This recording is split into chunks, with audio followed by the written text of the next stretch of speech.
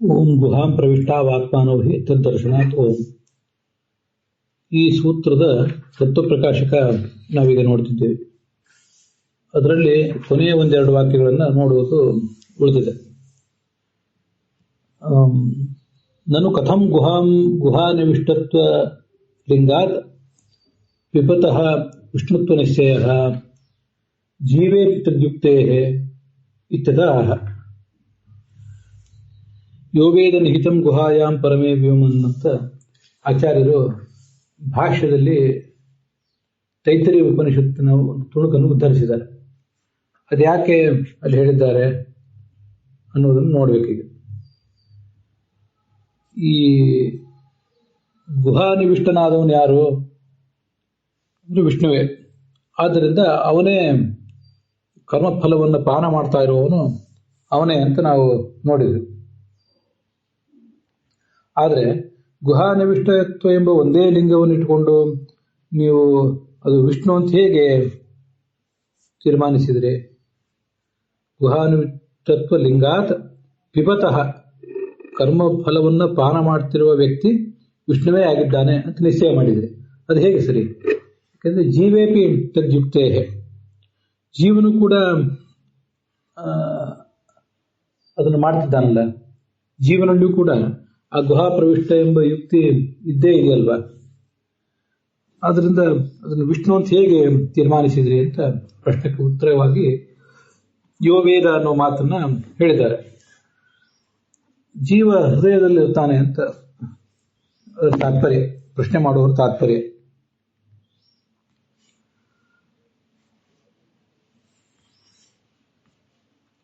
ಯೋವೇದ ನಿಹಿತಂ ಗುಹಾಯಂ ಅನ್ನೋ ಮಾತಿನಿಂದ ಏನು ಹೇಳ್ತಾರೆ? ಜೀವಸ್ಯ ಲಿಂಗಸ್ಯ ಜೀವೇ ಸಂಭವೇಪಿ. ಹೌದು, ಹೃದಯ ನಿವಿಷ್ಟತ್ವ ಅನ್ನುವ ಲಿಂಗ ಅದು ಜೀವನಲ್ಲಿ ಬರೋದಿಲ್ಲ ಅಂತಲ್ಲ. ಆದರೆ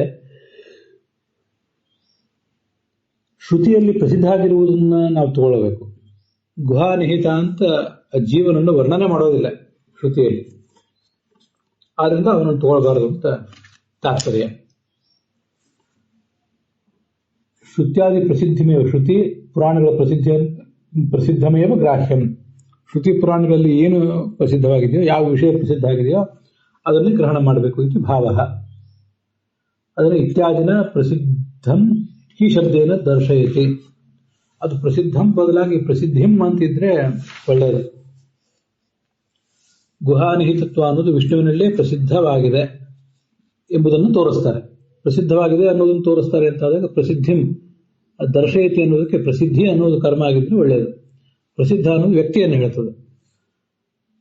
ಸ್ವಲ್ಪ ಹಾಗೇನು ಗೋವಿಂದಾಚಾರ್ಯ ಹೇಳಿದ ನೆನಪಿದೆ. ಇಲ್ಲ, ಅದೇನು ಸ್ವಲ್ಪ ವ್ಯತ್ಯಾಸ ಆದರೂ ದೋಷ ಏನಲ್ಲ.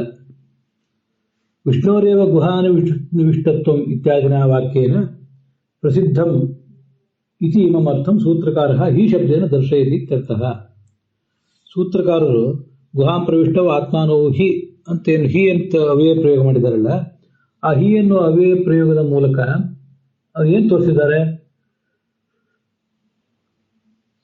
ಗುಹಾನಿವಿಷ್ಟನಾದವನು ವಿಷ್ಣುವೇ ಅನ್ನೋದೊಂದು ಪ್ರಸಿದ್ಧವಾದ ಅರ್ಥ, ಇದು ಪ್ರಸಿದ್ಧವಾದ ಸಂಗತಿ ಇದು ಅನ್ನೋದನ್ನ ತೋರಿಸ್ತಾ ಇದ್ದಾರೆ.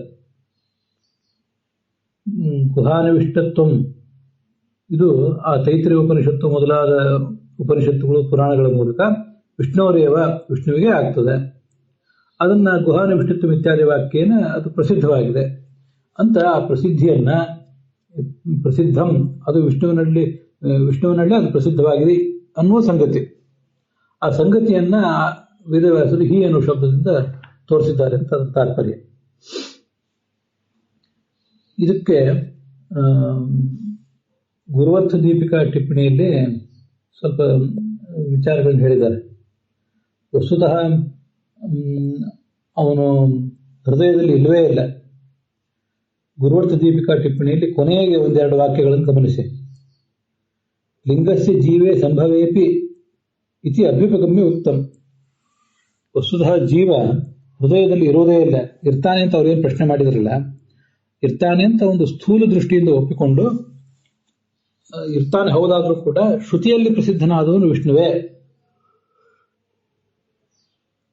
ಅಂತ ಅವ್ರಿಗೆ ಸಮಾಧಾನ ಹೇಳಿದರು. ವಸ್ತುತಃ ಏನು, ಜೀವ ಹೃದಯದಲ್ಲಿ ಇಲ್ಲವೇ ಇಲ್ಲ. ಎಲ್ಲಿರ್ತಾನೆ ಅಂದ್ರೆ ಜಾಗೃತ್ ಸ್ವಪ್ನಯೋಹೋ ನಾಡೀಸ್ಥಸ್ಯ, ಜಾಗೃತ ಅವಸ್ಥಾ, ಸ್ವಪ್ನಾವಸ್ಥಾ ಮತ್ತು ಸುಷುಪ್ತಿ ಅವಸ್ಥಾ ಅಂತ 3 ಅವಸ್ಥಾಗಳು. ಆ ಅವಸ್ಥಾಗಳಲ್ಲಿ ಅವನು ಜಾಗೃತ ಮತ್ತು ಸ್ವಪ್ನಾವಸ್ಥಾದಲ್ಲಿ, ಎಚ್ಚರ ಮತ್ತು ಸ್ವಪ್ನದಲ್ಲಿ ಅವನು ನಾಡಿಗಳಲ್ಲಿ ಇರ್ತಾನೆ. ಮತ್ತೆ ಸುಷುಪ್ತ ಅವಸ್ಥಾದಲ್ಲಿ ಭಗವಂತನ ಕುಕ್ಷಿಯನ್ನೇ ಪ್ರವೇಶ ಮಾಡಿರ್ತಾನೆ. ಆದ್ರಿಂದ ಅವನಿಗೆ ಗುಹಾನಿವಿಷ್ಟತ್ವ ಅಂತ ಅನ್ನೋದು ಇಲ್ಲವೇ ಇಲ್ಲ. ಅದಿರೋದು ಹೃದಯ ಗುಹಾದಲ್ಲಿ ಇರುವಿಕೆ ಅಂತನ್ನುವುದು ಯಾವತ್ತೂ ಕೂಡ ವಿಷ್ಣುವಿಗೆ ಅಂತ ಅದರ ತಾತ್ಪರ್ಯ. ಅದು ಯಾವ ನಾಡಿಯಲ್ಲಿ ಇರ್ತಾನೆ ಇತ್ಯಾದಿಗಳನ್ನು ನಾನು ಏನು ಗಮನಿಸಲಿಲ್ಲ. ಅವೆಲ್ಲ ಕೆಲವು ಮಾಂಡೂಕ ಉಪನಿಷತ್ತು ಅದ್ರ ಭಾಷೆ ಇತ್ಯಾದಿಗಳಲ್ಲಿ ಬಂದಿದೆ. ಮುಂದೆ ಯಾವಾಗಾದ್ರೂ ಮತ್ತೊಂದ್ಸರಿ ಅದನ್ನು ಹೇಳೋ ಪ್ರಯತ್ನ ಮಾಡ್ತಾನೆ. ಹಾಗೆ ಆ ಗುರುವರ್ಥ ದೀಪಿಕಾ ಟಿಪ್ಪಣಿಯಲ್ಲಿ ಮೇಲ್ಗಡೆ ಆ ಒಂದು ವೃಕ್ಷಾಖೆಯಲ್ಲಿ ಬರುವ ವಾಕ್ಯದ ಅರ್ಥವನ್ನು ಕೂಡ ವಿವರಿಸಿದ್ದಾರೆ. ಸ್ವಾದು ಯತ್ಪಿಪ್ಪಲಂ ಕರ್ಮಫಲಂ ಇದಗ್ರೇ ತಸ್ಯ ಏತಸ್ಯ ಪರಮಾತ್ಮನೇ ಏವ ಆಹುಹು ಜ್ಞಾನಿನಃ. ಪರಮಾತ್ಮನೇ ಆ ಸ್ವಾದು ಫಲವನ್ನು ಸ್ವೀಕಾರ ಮಾಡ್ತಾನೆ ಅಂತ ಜ್ಞಾನಿಗಳು ಹೇಳ್ತಾರೆ. ತಂದೆಯಾದ ಪರಮಾತ್ಮನನ್ನು ಯಾರು ತಿಳಿಯೋದಿಲ್ಲ, ಸಹ ಜೀವ ತತ್ಸುಖಂ ಅಗ್ರೇ ನೋ ಅನಶನ್ ನಾಶ್ನನ್ನಿತ್ಯರ್ಥ.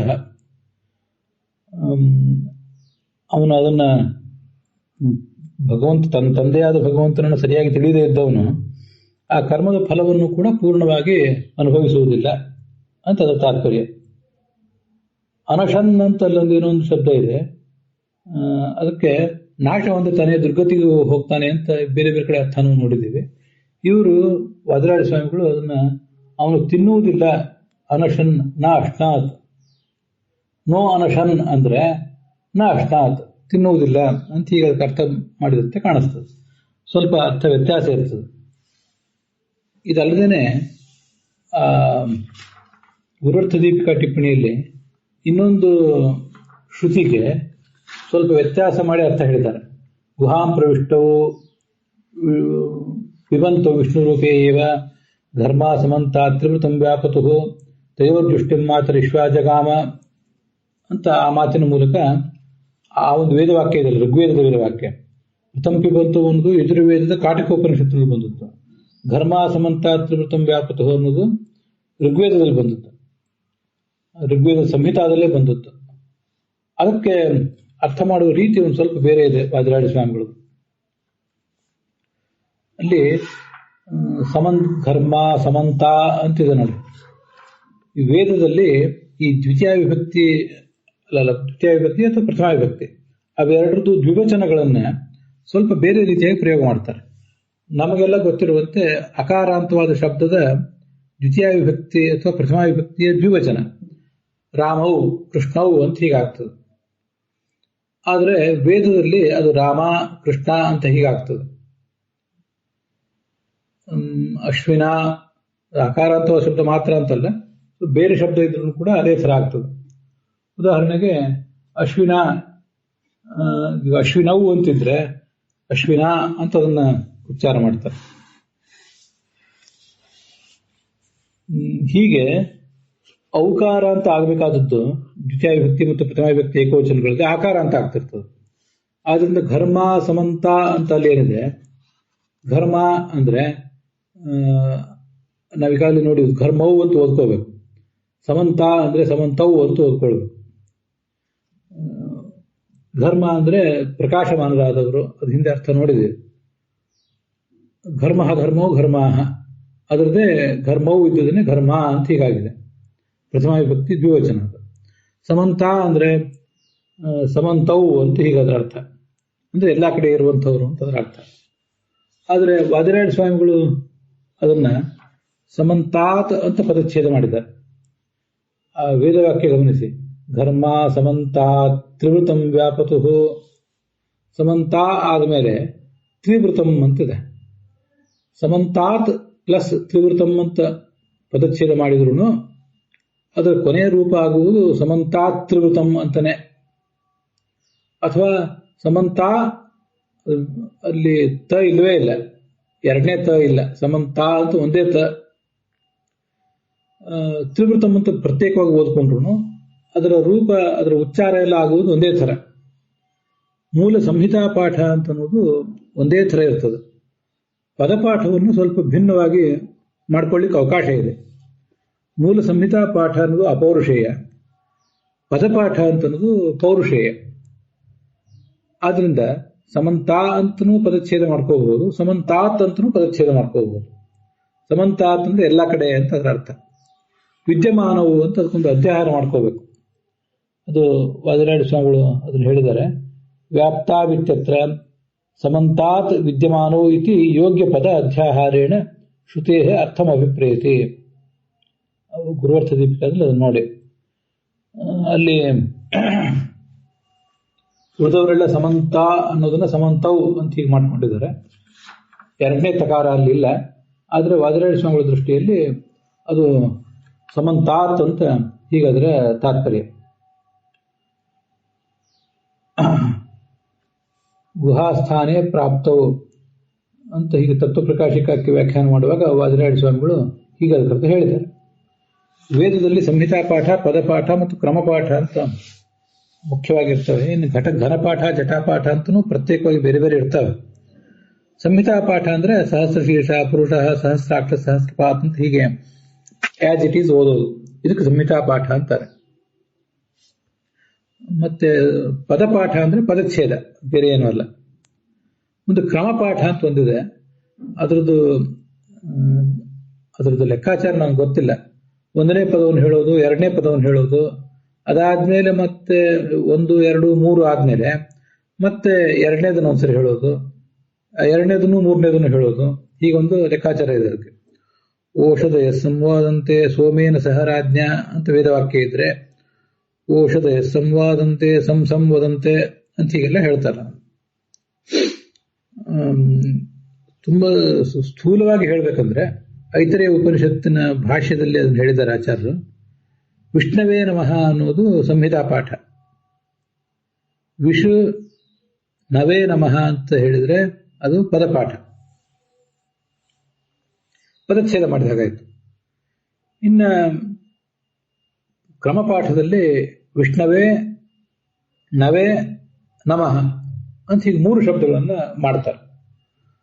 ವಿಷ್ಣವೇ ನವೇ ನಮಃ ಅಂತ ಹೀಗೆ ಮಾಡಿದರೆ ಅದು ಕ್ರಮಪಾಠದ ಸೂಚಕ. ಅದು ಸಮಸ್ತ ವೇದವನ್ನು ಸಂಹಿತಾ ಪಾಠ, ಪದಪಾಠ, ಕ್ರಮಪಾಠ ಪುರಸ್ಸರವಾಗಿ ನಮ್ಗೆ ಓದಲಿಕ್ಕೆ ಆಗೋದಿಲ್ಲ.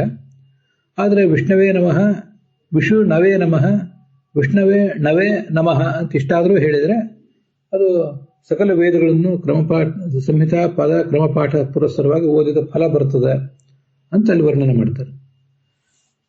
ಇರ್ಲಿ, ಅದನ್ನ ಇಲ್ಲಿ ಯಾಕೆ ಹೇಳಿದೆ ಅಂದ್ರೆ ಸಮಂತಾತ್ ಅಂತ ವಾದಿರಾಜ ಸ್ವಾಮಿ ಪದಚ್ಛೇದ ಮಾಡಿದ್ದಾರೆ. ಆದರೆ ಭಾಷ್ಯ ದೀಪಿಕಾಕಾರರು, ನೀವು ಆ ಪುಸ್ತಕ ಈಗಲೇ ತೆಗೆದು ನೋಡಬಹುದು, ತತ್ ಚಿಂತ್ಯಂ ಅಂತ ಅರ್ಥ ಅದಕ್ಕೆ ಮಾಡಿದ್ದಾರೆ. ಗುರುವರ್ಥ ದೀಪಿಕಾದಲ್ಲಿ ವಾದಿರಾಜ ಸ್ವಾಮಿ ಹೀಗೆ ಹೇಳ್ತಾರೆ, ಅದು ಚಿಂತ್ಯಂ, ಅದ್ರ ಬಗ್ಗೆ ನಾವು ಸ್ವಲ್ಪ ವಿಚಾರ ಮಾಡಬೇಕು ಅಂತ ಅವರು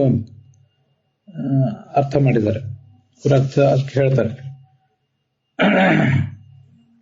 ಗುರುವರ್ಥ ದೀಪಿಕಾಯಾಂತು ಸಮಂತಾತ್ ಇತಿ ಪದಚ್ಛೇದಂ ಕೃತ್ವ ವಿದ್ಯಮಾನವು ಇತಿ ಚ ಅಧ್ಯಾಹೃತ್ಯ ಸಮಂತಾತ್ ವಿದ್ಯಮಾನೋ ವ್ಯಾಪ್ತೌ ಇತಿ ವ್ಯಾಖ್ಯಾತಂ. ಇದು ನಾನೀಗ ಓದಿದ್ದು ಭಾಷ್ಯ ದೀಪಿಕಾದ ವ್ಯಾಖ್ಯಾನ.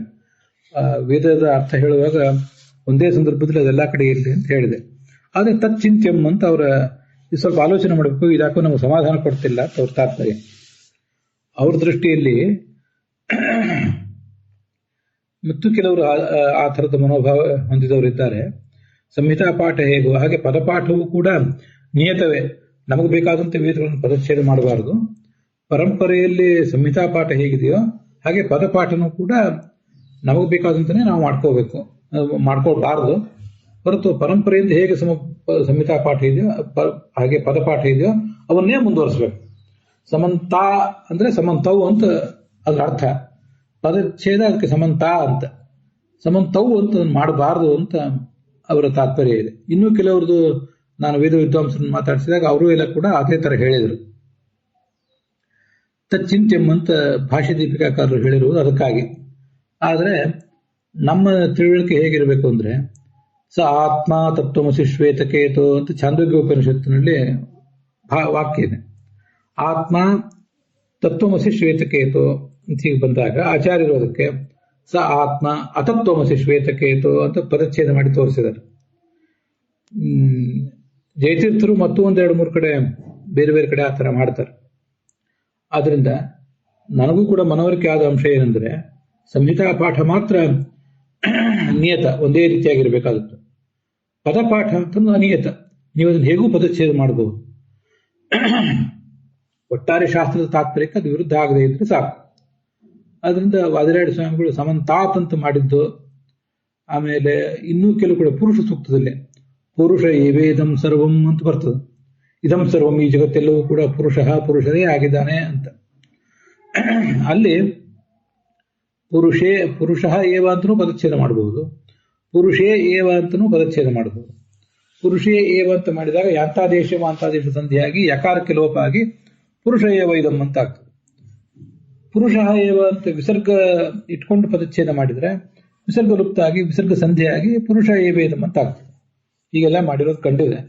ಆದ್ರಿಂದ ನಾವು ಈ ಪದಚ್ಛೇದವನ್ನು ಯಾವ ರೀತಿ ಮಾಡಿದ್ರು ತಪ್ಪೇನಿಲ್ಲ ಅಂತ ಗೋವಿಂದಾಚಾರ್ಯ ಪ್ರತಿಪಾದನೆ ಮಾಡಿದ್ದನ್ನು ಕೇಳಿದ್ದೇನೆ. ಅದೇ ನನಗೂ ಕೂಡ ಮನವರಿಕೆ ಆಗಿದೆ. ಅದರಿಂದ ವಾದಿರಾಯಣ ಸ್ವಾಮಿಗಳು ಆ ಥರ ಮಾಡಿದ್ದು ಕೂಡ ಗ್ರಾಹ್ಯವೇ ಆಗಿದೆ ಅಂತ ನಾವಿಲ್ಲಿ ಅನುಸಂಧಾನ ಮಾಡ್ಕೋಬೇಕು. ಇಲ್ಲಿ ಘರ್ಮ ಸಮಂತ ತ್ರಿವೃತಂ ವ್ಯಾಪತು ಅಂತ ವೇದವಾಕ್ಯ ಇದೆಯಲ್ಲ, ತಯೋರ್ಜುಷ್ಟಿ ಮಾತ್ರ ವಿಶ್ವಾಜಗಾಮ ಅಂತ. ಅಲ್ಲಿ ಘರ್ಮ ಅಂದ್ರೆ ಪ್ರಕಾಶಮಾನರಾದವರು, ಸಮಂತ ಅಂದ್ರೆ ಎಲ್ಲ ಕಡೆ ವ್ಯಾಪ್ತರಾದವರು. ಅವರು ಪೃಥ್ವಿ ಜಲ ತೇಜಸ್ಸು ಇವುಗಳಿಂದ ನಿರ್ಮಿತವಾದ ಶರೀರವನ್ನು ವ್ಯಾಪಿಸಿಕೊಂಡಿದ್ದಾರೆ. ಮುಖ್ಯ ಪ್ರಾಣ ಅವರು ಸೇವಾ ಮಾಡ್ತಾನೆ ಅಂತ ಹೀಗೆ ಅರ್ಥ ಇದೆ. ಅಲ್ಲಿ ದ್ವಿವಚನ ಯಾರಿಗೆ ಸಂಬಂಧಪಟ್ಟದ್ದು ಅಂದ್ರೆ ಆತ್ಮ ಅಂತರಾತ್ಮ ಎಂಬ ಪರಮಾತ್ಮನ ರೂಪಗಳಿಗೆ ಅಂತ ಅರ್ಥ ಆಚಾರ್ಯ ಮಾಡಿದ್ದಾರೆ. ಅದಂತೂ ಈ ಪ್ರಸಂಗಕ್ಕೆ ನಮಗೆ ಬೇಕಾದ್ದೆ. ಅದ್ರ ಬಗ್ಗೆ ನಮ್ದು ಯಾರ್ದು ಆಕ್ಷೇಪ ಇರುವುದೇನು ಸಾಧ್ಯ ಇಲ್ಲ. ಅದಕ್ಕೆ ಮತ್ತೊಂದು ಅರ್ಥ ಮಾಡಬಹುದು. ಧರ್ಮ ಸಮಂತ ಅಂತಿದೇನು ಹೇಳಿದೆ, ದ್ವಿವಚನ ಹೇಳಿದಾರಲ್ಲ, ಧರ್ಮವು ಸಮಂತವು ಅಂತ. ಇದು ಲಕ್ಷ್ಮಿ ಮತ್ತು ನಾರಾಯಣರನ್ನ ಕುರಿತು ಇಬ್ಬರನ್ನು ಕುರಿತು ಹೇಳಿದ್ದು ಅಂತ ನಂದೊಂದು ಅನುಸಂಧಾನ. ಲಕ್ಷ್ಮೀನಾರಾಯಣರಿಬ್ಬರು ಕೂಡ ಪ್ರಕಾಶಮಾನರಾಗಿದ್ದಾರೆ. ಮತ್ತೆ ಸಮಂತವು ಅವರು ಕೂಡ ವ್ಯಾಪ್ತರಾಗಿದ್ದಾರೆ. ನಮ್ಗದು ಗೊತ್ತದೆ. ದೇಶತಃ ಕಾಲತಶ್ಚೈವ ಸಮವ್ಯಾಪ್ತ ವಜಾವುಭೌ. ಈ ಲಕ್ಷ್ಮೀ ಮತ್ತು ನಾರಾಯಣರಿಬ್ಬರು ಕೂಡ ದೇಶತಃ ಕಾಲತಃ ವ್ಯಾಪ್ತರಾಗಿದ್ದಾರೆ. ಗುಣತಃ ವ್ಯಾಪ್ತಿ ಒಂದಿಲ್ಲ ಲಕ್ಷ್ಮೀದೇವಿಗೆ. ಆದ್ರಿಂದ ಈ ಪ್ರಕಾಶಮಾನರಾದ ದೇಶತಃ ಕಾಲತಃ ವ್ಯಾಪ್ತರಾದ ಲಕ್ಷ್ಮೀನಾರಾಯಣರಿಬ್ಬರು ಕೂಡ ತ್ರಿವೃತಂ, ಈ ಪೃಥ್ವಿ ಅಪ್ಪು ತೇಜಸ್ಸು ಈ ಮೂರುಗಳಿಂದ ಹುಟ್ಟಿದ ಶರೀರವನ್ನ ವ್ಯಾಪಿಸಿಕೊಂಡಿದ್ದಾರೆ. ತಯೋರ್ಜುಷ್ಟಿಂ, ಅವರಿಬ್ಬರ ಸೇವೆಗಾಗಿ ಈ ಮಾತರಿಶ್ವ ಇಲ್ಲಿದ್ದಾನೆ, ಈ ನಮ್ಮ ದೇಹದೊಳಗಿದ್ದಾನೆ ಅಂತ ಅದರ ತಾತ್ಪರ್ಯ. ಹಾಗೆ ಪ್ರಥಮ ಪಿಬಂತೋ ಸುಕೃತಸ್ಯ ಲೋಕೆ ಅಂತ ಅಲ್ಲಿ ದ್ವಿವಚನ ಇದೆಯಲ್ಲ, ಅದಕ್ಕೂ ಕೂಡ ಲಕ್ಷ್ಮೀನಾರಾಯಣರಿಬ್ಬರು ಅಂತ ನಾವು ಅರ್ಥ ಮಾಡಬಹುದು. ಆ ಲಕ್ಷ್ಮೀನಾರಾಯಣರಿಬ್ಬರು ಕೂಡ ಈ ಆನಂದವನ್ನು ಅನುಭವಿಸ್ತಾ ನಮ್ಮ ಹೃದಯ ಗುಹಾದಲ್ಲಿ ಇದ್ದಾರೆ. ಪರವೇ ಪರಾರ್ಥ ಮುಖ್ಯ ಪ್ರಾಣನ ಅಂತರ್ಯಾಮಿಯಾಗಿ ಅವರಿಬ್ಬರು ಇದ್ದಾರೆ ಅಂತ ಆ ಮಾತಿಗೂ ಕೂಡ ಆ ಥರ ಅರ್ಥ ಮಾಡಬಹುದು. ಇಲ್ಲಿ ಬೇಕಾದದ್ದು ಆತ್ಮ ಅಂತರಾತ್ಮ ಆತ್ಮ ಅಂತರಾತ್ಮ ಅಂತ ಪರಮಾತ್ಮನ ಎರಡು ರೂಪಗಳ ವರ್ಣನೆ. ಆ ಅರ್ಥವೇ ಮೊದಲನೇದಾಗಿ ಗ್ರಾಹ್ಯ. ಅದಾದ್ಮೇಲೆ ಲಕ್ಷ್ಮೀನಾರಾಯಣರ ಪರವಾಗಿ ನಮ್ಮ ವೈಯಕ್ತಿಕ ಅನುಸಂಧಾನಕ್ಕಾಗಿ ಇಲ್ಲಿನ ಸಿಲೆಬಸ್ಸಿನ ಬಹಿರ್ಭೂತವಾಗಿ ಆ ಒಂದು ಅರ್ಥವನ್ನು ಕೂಡ ಅನುಸಂಧಾನ ಮಾಡಬಹುದು. ಇದು ನನ್ನ ಆಲೋಚನೆ. ಘರ್ಮ ಅನ್ನೋ ಶಬ್ದ ನಿಷ್ಪತ್ತಿ ಹೀಗಾಗ್ತದೆ. ಘರತಿ, ಕ್ಷರತಿ, ಅಂಗಾದಿ ಇತಿ. ಘೃಕ್ಷರಣೆ ಅಂತ ಒಂದು ಧಾತು. ಅದಕ್ಕೆ ಕ್ಷರಣ ಅಂದ್ರೆ ಸುಡುವುದು ಅಂತ ಹೀಗೇನೋ ಅರ್ಥ ಇದೆ. ಸ್ವಲ್ಪ ಬಿಸಿಯಾಗಿರುವುದು, ಕೊತ ಕೊತ ಕುದಿಯುವುದು ಅಂತ ಅರ್ಥ ಅಲ್ಲ, ಸುಡುವುದು, ಸ್ವಲ್ಪ ಬಿಸಿಯಾಗಿರುವುದು ಅಂತ. ಮುಂದೆ ಅದಕ್ಕೆ ಮನ್ ಪ್ರತ್ಯಯ ಬಂದಿದೆ. ಮನ್ ಪ್ರತ್ಯಯ ಬಂದು ನಿಪಾತ ಮಾಡಿ ಅದನ್ನ ಶಬ್ದವನ್ನು ತೋರಿಸಿಕೊಟ್ಟಿದ್ದಾರೆ. ಅದಕ್ಕೆ ಶ್ರಮವಾರಿ, ನಮ್ಮ ಬೆವರಿದೆಯಲ್ಲ, ಅದಕ್ಕೂ ಕೂಡ ಘರ್ಮ ಅಂತ ಹೇಳ್ತಾರೆ. ಅಂಗಜಲಂ ಅಂತ ಹೀಗೆಲ್ಲ ಅದನ್ನ ಬೇರೆ ಬೇರೆ ಕಡೆ ವರ್ಣನೆ ಮಾಡಿದ್ದಾರೆ. ಆತಪಃ ಇನ್ನೊಂದು ಅರ್ಥ ಇದೆ, ಬಿಸಿಲು ಅಂತ ಅರ್ಥ ಇದೆ. ಮತ್ತೆ ಗ್ರೀಷ್ಮ ಋತು ಅಂತ ಅರ್ಥ ಇದೆ. ಇವೆಲ್ಲ ಬೇರೆ ಬೇರೆ ಅರ್ಥಗಳು ಇವೆ. ಇಲ್ಲಿ ಘರ್ಮ ಅನ್ನೋ ಮಾತಿನಿಂದ ಪ್ರಕಾಶಮಾನರಾದವರು, ಬೆಳಕುಳ್ಳವರು, ಬಿಸಿಯಾಗಿರುವವರು ಅಂತ ಏನು ಅರ್ಥ ಅಲ್ಲ. ಭಗವಂತನ ಆತ್ಮ ಅಂತರಾತ್ಮ ಎಂಬ ಎರಡು ರೂಪಗಳು ಬಿಸಿಯಾಗಿವೆ ಅಂತ ಅರ್ಥ ಅಲ್ಲ, ಅವು ಪ್ರಕಾಶಮಾನವಾಗಿವೆ ಅಂತ ಅದರ ಅರ್ಥ ನಾವು ತಿಳ್ಕೋಬಹುದು. ಶತ್ರುತಾಪಕ ಅಂತ ಅರ್ಥನೂ ಅದಕ್ಕೆ ಬರಬಹುದು. ಇಲ್ಲಿ ಟಿಪ್ಪಣಿಗಳಲ್ಲೆಲ್ಲ ಹೇಳಿರುವುದು ಇಷ್ಟಷ್ಟೆ, ಪ್ರಕಾಶಮಾನವದ್ದು ಅಂತ. ಅಲ್ಲಿಗೆ ಇವತ್ತಿನ ಭಾಗ ಸಮಾಪ್ತ ಆಗಿದೆ. ಎಲ್ಲರಿಗೂ ನಮಸ್ಕಾರ.